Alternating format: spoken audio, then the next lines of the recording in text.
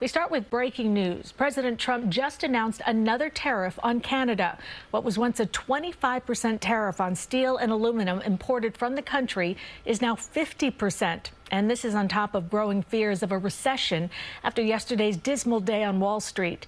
Taking a live look at the big board, the Dow tumbled in response to the new tariffs.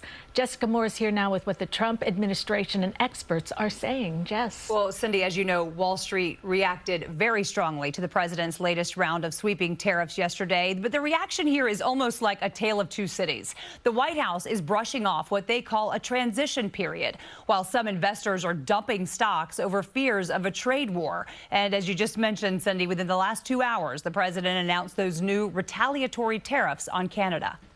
All eyes are on Wall Street after Monday's stock market plummet, the worst day since 2022.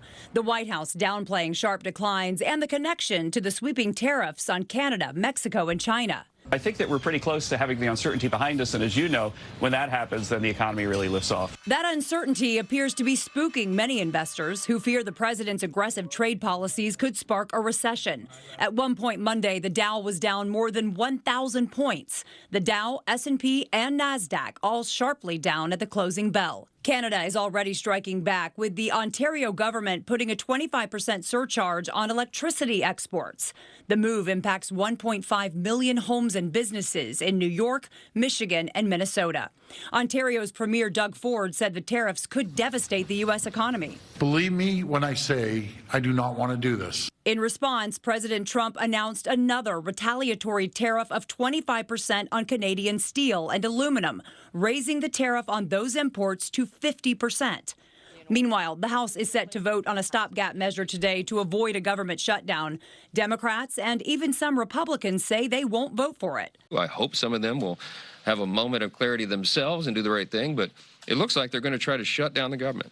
Democrats say they will not vote for a plan that threatens Social Security, Medicare, and Medicaid, especially after the president's right-hand man once again cast doubt on their importance. Most of the federal spending is entitlements.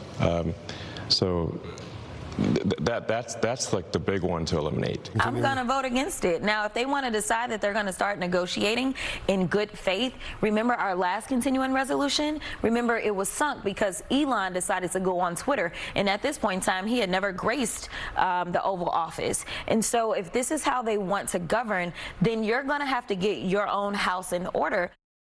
Back to the markets, and financial advisors overwhelmingly say right now is not the time to look at your 401k. Don't do anything drastic because that could make matters even worse. They call it the normal Wall Street ebb and flow and advise most people to just wait it out, which is much easier said than done. Definitely, Jess. Thank you very much.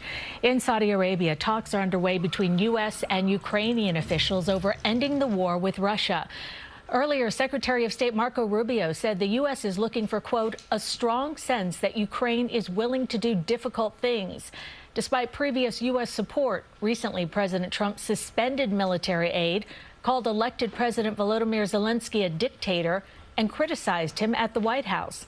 Meantime, Zelensky has said Ukraine wants peace, but Ukraine doesn't want to be pressured into a deal that awards Vladimir Putin with Ukrainian territory or that leaves the door open for another Russian invasion. Stay with CBS News New York for continuing coverage on the trade war and how Wall Street is responding. You can get the latest anytime on CBSNewYork.com.